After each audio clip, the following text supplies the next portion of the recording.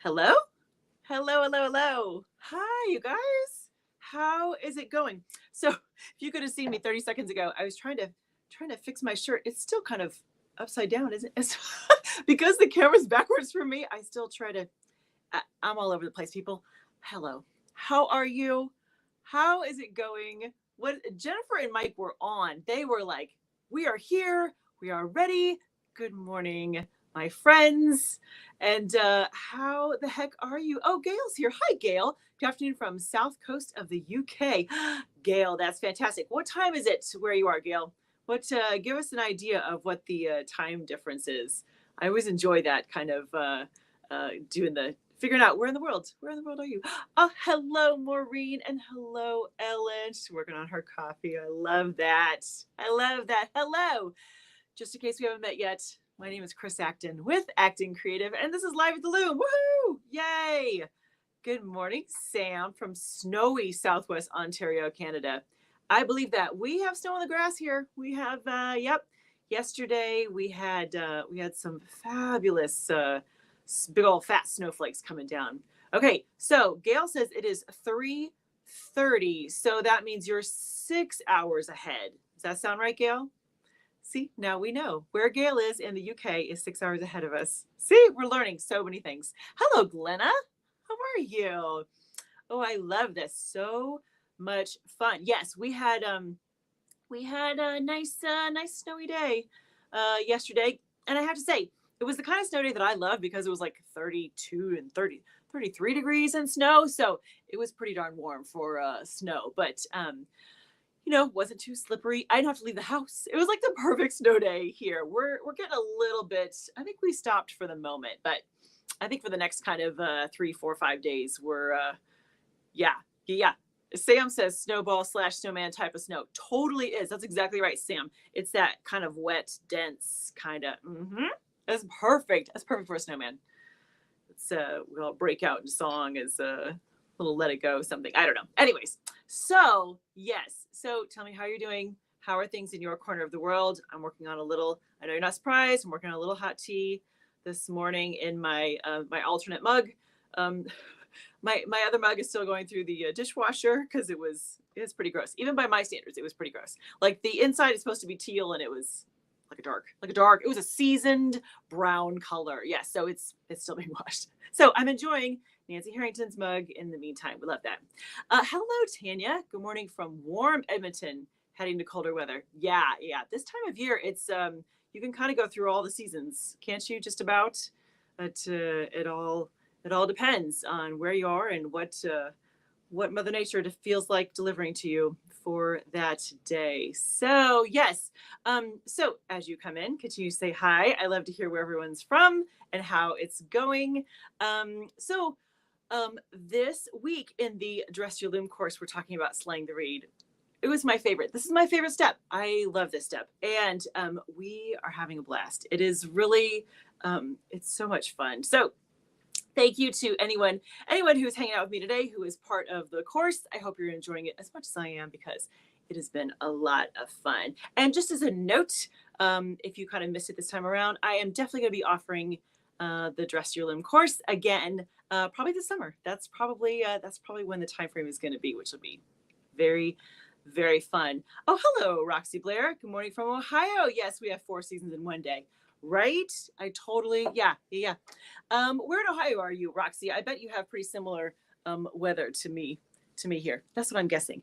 By the way, pardon me while I take off a layer because I'm a middle-aged woman and sometimes you have to take off a layer. Who's with me?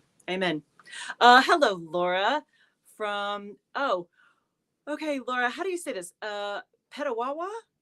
Okay, I love that. Ontario, deep snow, warm hearts. Oh, sweet. Oh, Roxy's close to Cleveland. Oh, yeah. Your weather is more severe than ours is here, then I'm guessing for sure. Hello, Christine from sunny Central Virginia. Fabulous. Oh, see, we're making connections.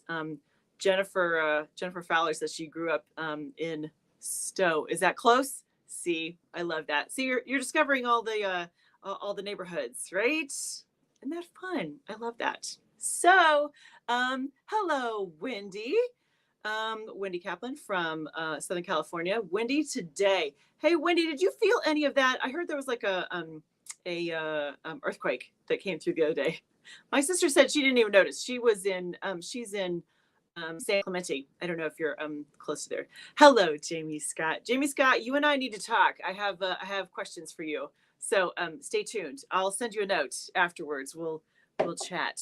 We have things to discuss. So hi, Catherine O'Connor. Sunny but chilly from Ireland. Okay, we were talking about time differences. Catherine, what time is it in Ireland for you? Hello. Yeah, Roxy says yes. Kind of depends too on how close to Lake Erie. Oh, absolutely. Right? Hi, Ray Hughes. Irish breakfast tea. That's one of my favorites, right? I love that one. Yes. Yeah. Yes. Wendy says didn't feel a thing except a lack of motivation. Okay, you get a gold star for that, Wendy. That's a great answer. I love that.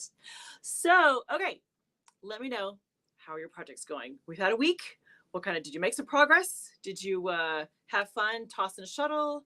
Putting a new project on your warping board? How did the things go? Okay, Catherine in Ireland says it is 3:30. Oh, this is the same as our friend in the UK. We love that. Okay, so 6 hours ahead. Okay, see, I remember that. And then Paul's here. Wow, boy, Europe is showing up strong today. I love that. Hello, Paul. How are you? Wendy says she's less than an hour from San Clemente. Yes, you and my sister are practically neighbors. I love that. Yeah, excellent. So yes, let me know how the projects are going. Are you having a great time? Are you loving life? Are you stuck? What is the status? Lay it on me. I can take it. Maureen says I have started Crackle napkins from Just. Nice. By the way, you guys, is it Just or is it Gist?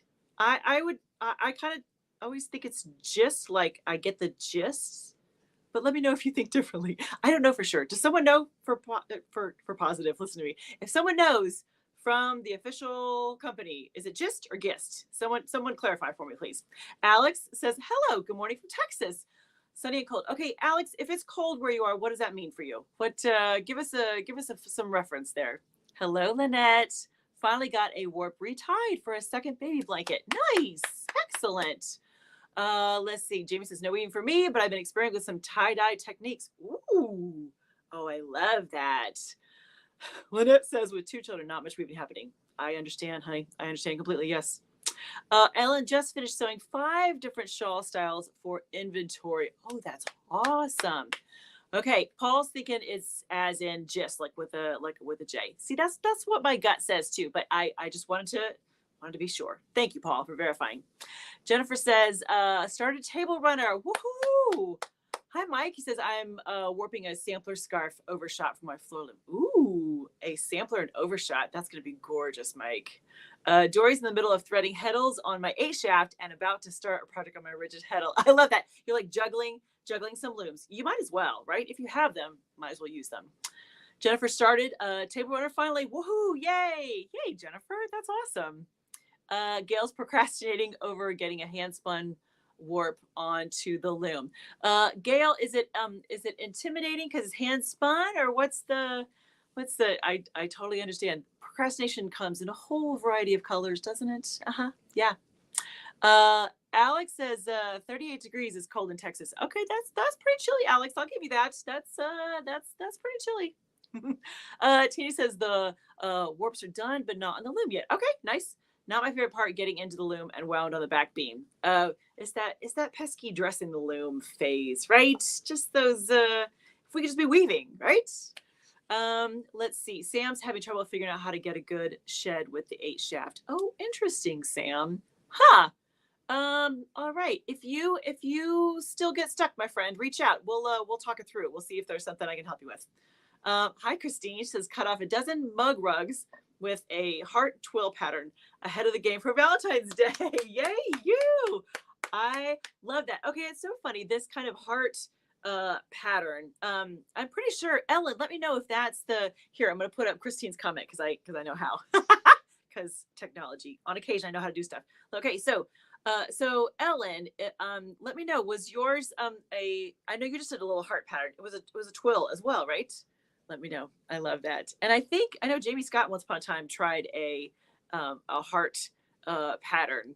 That's so, see, you guys are like, you were on it. Like Valentine's Day is gonna be here before we know it. Therefore, yeah. Ellen responded, yes. Hearts, yes. 12 hearts. Love that. That's so much fun. Okay, so Christine, when you make a mug rug, what size do you aim for? Because it's ultimately like a fiber coaster, right? So what's the size that you aim for? Just curious. I'll be honest, I've made mug rugs once in my life. I think, and that was I think that was a sampler I was working on with someone else. I don't remember the circumstances, but I have not made a lot of mug rugs. So I'm always curious as to what's the do you do with any kind of fabric, or does it have to be a certain thickness for to absorb the moisture? What are the parameters for a mug rug? That's what I would like to know. People, everyone chime in. Let me know if you've done a mug rug. If you want to do a mug rug, yeah, what do you think? Oh, that's right. Paul says, you say Valentine's Day. I say my wedding anniversary. Okay. Happy anniversary. Upcoming happy anniversary to Paul. I remember this from last year, Paul. That's so exciting. That's awesome. Happy anniversary, my friend. That is wonderful. Okay, here we go. From Christine. She says 6 to 7 inches wide and more or less square. Not fussy. I know. I'm the same way. 6 or 7 inches wide. I like that. She uses wool in the weft and a cotton warp. Nice. So it'd have great kind of absorbency. That's awesome. Gail says she's working on her first attempt at weaving my own hand spun. That's amazing, Gail. And I'm guessing at ends/picks per inch, and it all feels a bit uncertain. You know what? You were doing great, my friend. Just the fact here, we need to all give Gail some kudos. That is awesome. Just the fact that you are taking your best guess, you got it. Here's what I've learned about weaving is that so much of it is making an educated guess. And then if it works out, wonderful. Document it and do it again later. If it doesn't work out, you've learned something. And then you can always kind of shift mid-project. I never have any problem being like, this was supposed to be a table runner, and now, well, it's one placemat or whatever. You can always change midstream. I give you permission. You can change the finished goal of your project. Roxy says, I'm kind of lame as I'm only still working on a rigid heddle. You are not. That is not lame at all, my friend. No. Rigid heddles are awesome, but not sure why, but I always get a crooked side when I'm weaving. Could be from the way I tied on the initial beginning thread. Oh, interesting. Just tried making a placemat from a twining loom. No more of that. It takes too much fabric. Okay.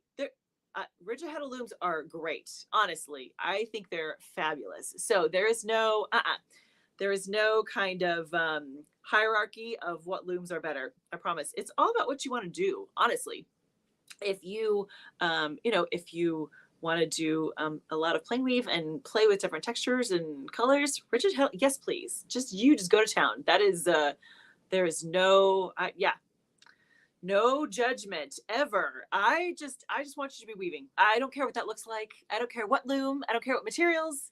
I just want you to be weaving. That's that's my 2 cents on all of that. Okay, so keep the updates coming. I always love to hear how things are going. So last Sunday at Three Moons Fiberworks, we did a kind of we offered 2 sessions of try weaving. Come on in. And here's what's so interesting is that over the past couple of years, Rebecca and I, we talk pretty much weekly, and we were talking about how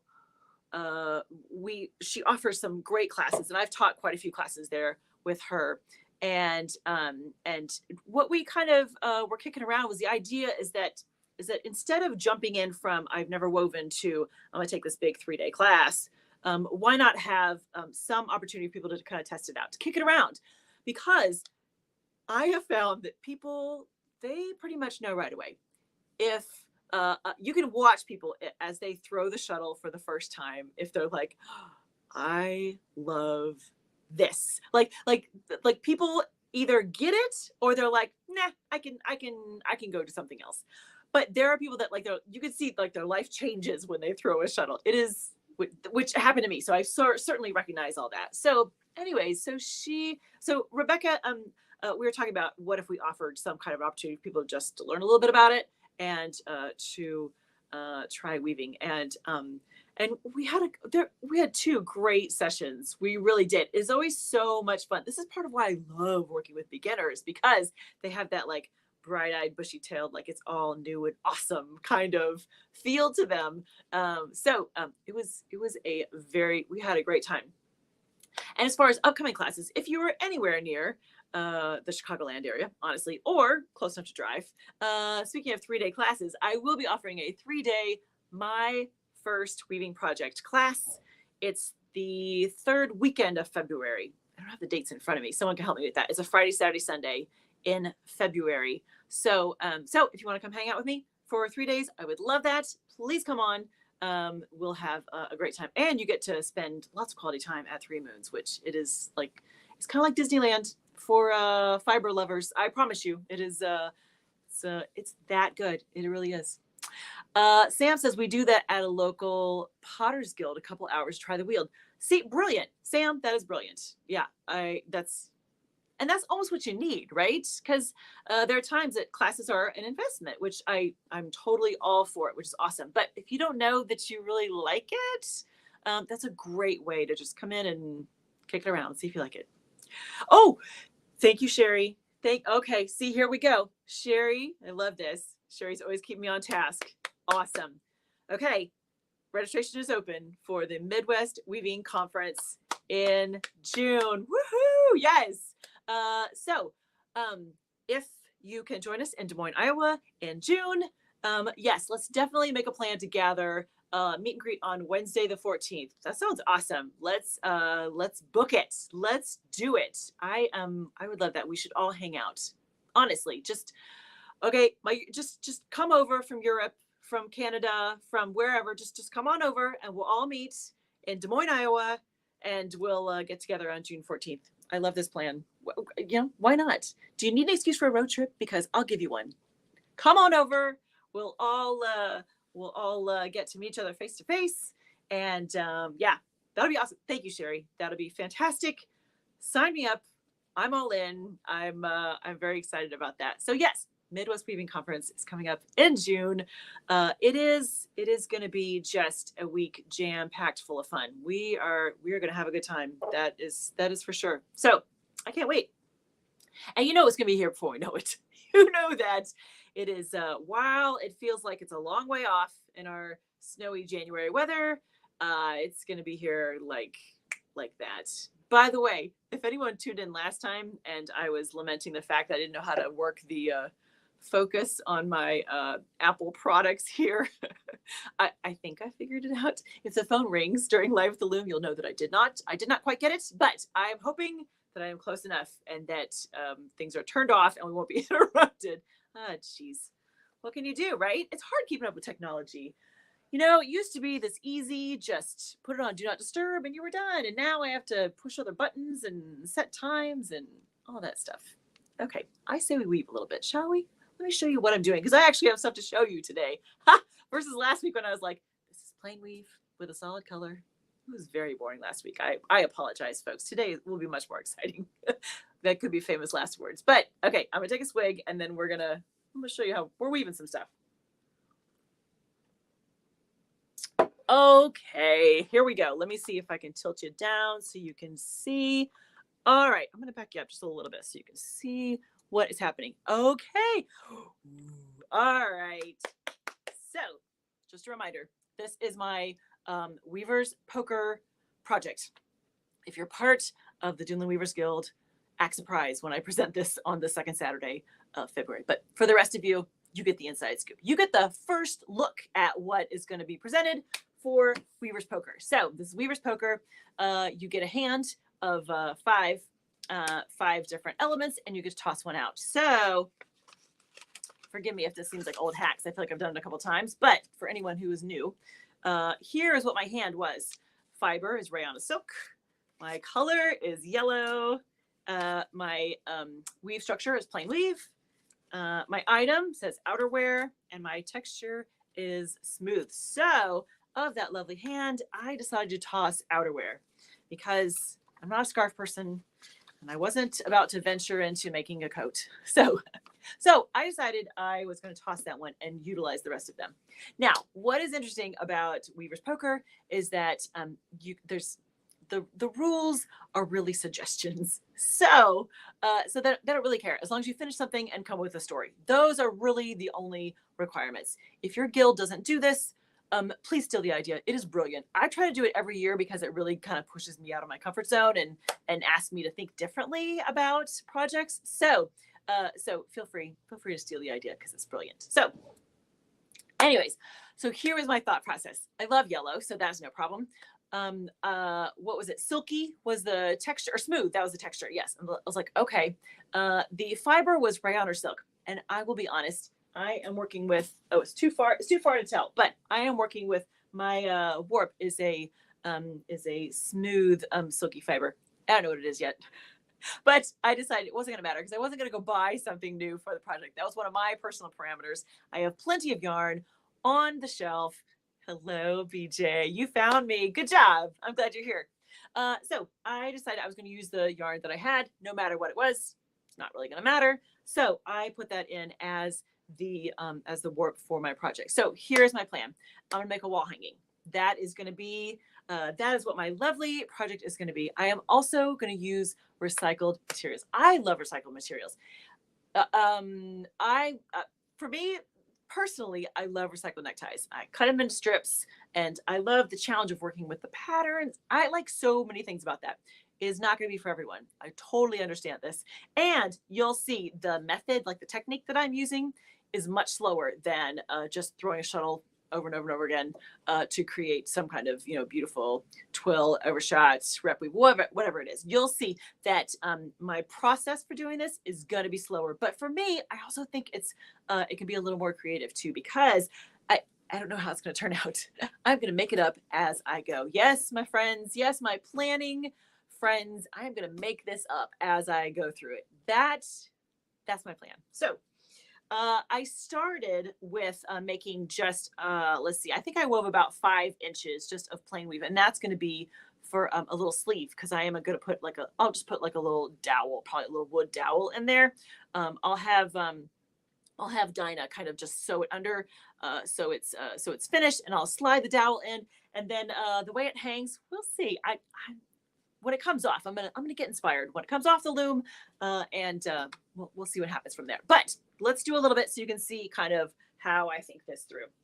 First of all, I decided for this I was gonna leave all the ends. Like, do you see? They're all just. Now I have 2 components to it. I have my kind of mix of strips of neckties, and I have another weft that is going to kind of, this is the one that really holds it together. The neckties are kind of to make it really pretty and interesting. This is for the structure. That's kind of what I decided to do. And for me, what I wanted to do here was make sure that the weft, you'll see it's like the biggest shuttle ever. It's so much bigger than my project, but there's a reason that I chose this one. I wanted to wind multiple yarns together. In this case, I've got 2. I have this is the same one that I used for my warp, this kind of goldy one here. And then I have, this is like an orange, just like a soft orange kind of, I bet it's just an unmercerized cotton. That's what I'm guessing. Anyways, I wanted to have 2 yarns wrapped together for my weft. And as I looked at what my options were, I didn't want to do it on a bobbin because the way it tightly winds around the bobbin, they're going to become uneven lengths like in a heartbeat. So I knew I wanted something that wouldn't have a lot of rotation, so they would mostly stay together. And as I looked at my stick shuttle, I have a couple stick shuttles, but they're all pretty short. They're all like, I don't know, 5 inches, 6 inches. So I pulled out this big old beast, and it's working great so far. I mean, it's a big shuttle, but it's fine for this. So here is what that looks like. First of all, this is a ski shuttle. If you've never seen a ski shuttle before, there we go. Kind of looks like a ski, right? The little shape of it. We love that. Here's what I found. And you tell me if you do this too. But I have found that if I put it through straight like this little kind of little hook might catch on the top. So I tend to turn it on its side and just slide it through like that. So then I don't have to worry about it catching, because you don't want to worry about anything, because the minute it catches, then I'm always afraid it's going to snap immediately after that, and we don't want that. So the beauty of this is that I don't have to worry about the ends being finished. So I am just gonna let that kind of hang out. It's gonna hide right in there with this like a bushy effect of all the little ends here of my neckties. So I'm just gonna kind of clear the shed there. And I'm gonna pick, I'm gonna pick this one right here. Now, the method to the madness. Here is kind of how I've organized things. I went through my stash and I pulled out pretty much every yellow tie that I have. And I kind of broke them up into 3 categories. One are very light ones. So yellows that are real pale, that have some kind of white mixed in. And then I put in the second pile, they have a little more kind of solid kind of yellow. And there's another pile after this that has more kind of oranges and browns and a little stronger colors after that.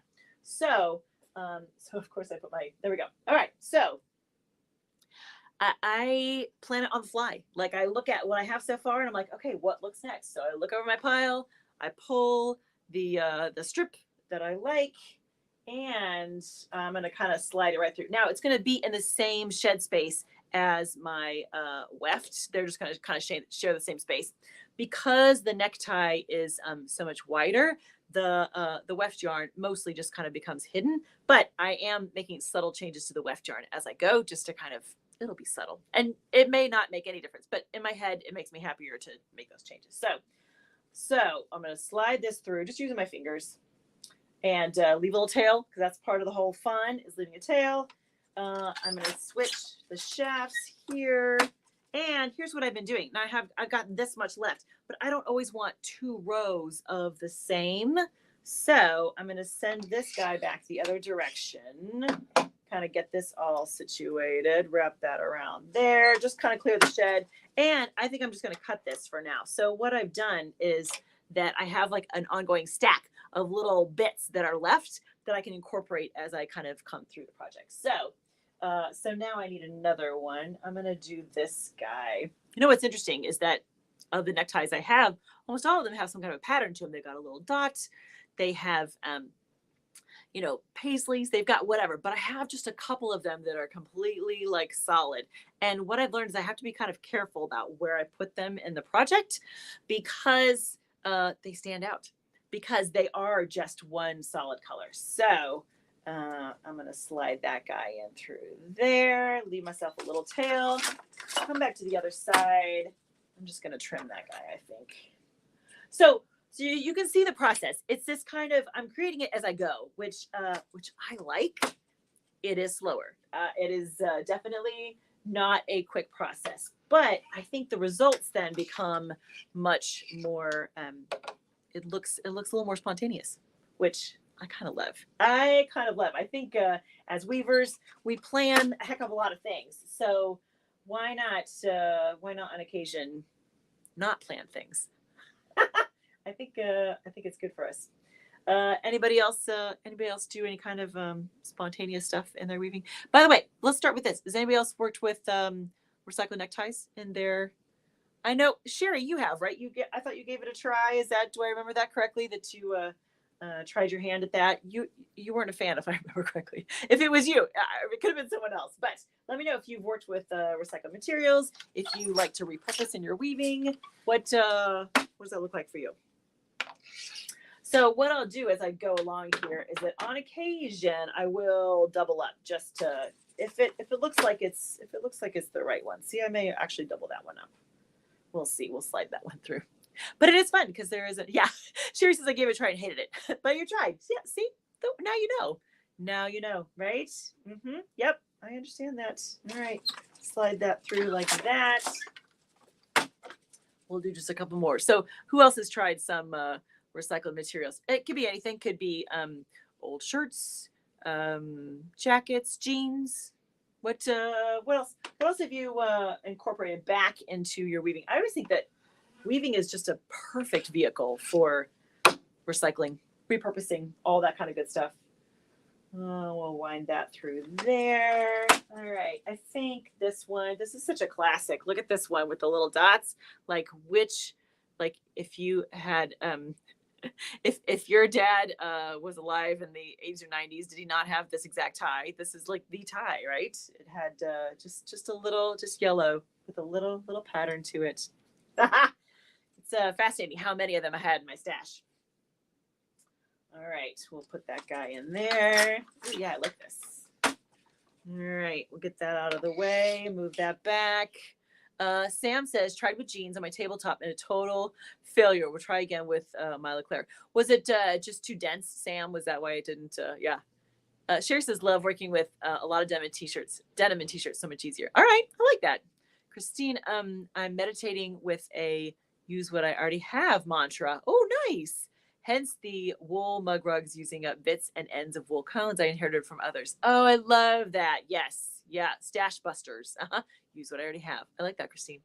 Laura says, make lots of rag rugs, old sheets, denim, wool clothes, etc. Perfect. Jamie says she experimented with some t-shirt yarn. Oh, plastic bags and some leftover hand spun. Ooh, okay. Jamie, what did you use? Did you use did you make rugs out of the plastic bags? What did you make with the plastic bags? I'm very curious. Tanya says, an old sheet to make a rug. Yeah, nice.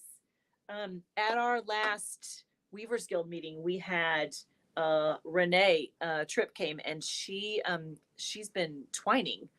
Have you guys ever seen this with the it looks like you kind of braid it? It's very, very cool.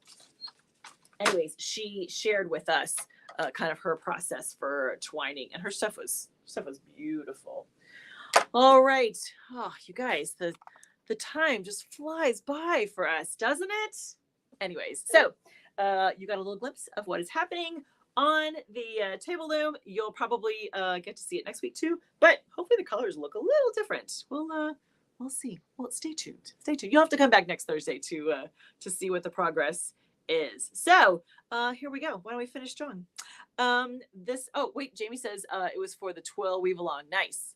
I just got in my second loom and made some mug rugs to practice some rug techniques. Oh, very cool. Oh, I like that, Jamie. So this week on Hand Woven Experience, the episode was all about how to space an unknown yarn, right? So this was inspired by this project, right? Because as I was looking through my stash, I was like, I don't know what this yarn is, but how do I space it? So certainly this episode isn't meant to be like the Bible and how to do it. It's meant to give you ideas. It's meant to give you a strategy so that you don't have lots and lots of yarn on your shelf that you're not using, because that would be a shame. So be brave. Try it out. Make your best guess and go forth. You got this. Gail says, I'm trying to use what I have too. Hence, weaving my hand spun a go. You can do it, Gail. We're going to cheer you on the whole time, my friend.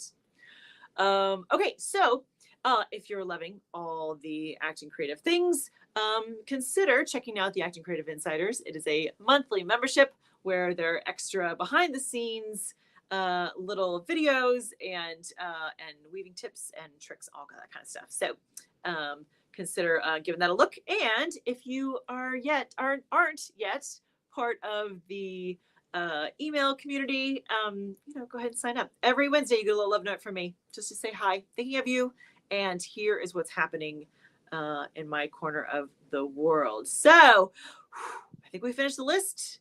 I think we are good to go. It's been so wonderful to see everyone today. Thank you so much for showing up. I just have the best community ever. Hands down. I'll argue with anybody who says differently. You guys are the best. Awesome. Okay, so here's the plan. Next Thursday, I think we're right back here. I don't think there's anything in the way. There's nothing impeding us getting together. So mark your calendars next Thursday at 9:30 Central Time. And you'll get the update on what's happening here on the table loom, and we'll talk about all the wonderful projects that you are working on. Christy says, just found you, so glad to follow along. Christy, I'm glad you found us. Yay. Welcome. So mark your calendars. In the meantime, this week, pet your yarn, throw a shuttle, do something creative, just something to, hi, Lee. Leah, right? I got it right. Yeah, check in for a few minutes. Excellent. Have to drive a kid to school. I understand. Yes, yeah. I'm glad you're here. meet right back here. That'll be the plan. And we'll talk more fiber and projects and looms and all of the amazing things, right? I think that's a good plan. Let's do that. So, in the meantime, have a wonderful week and happy weaving.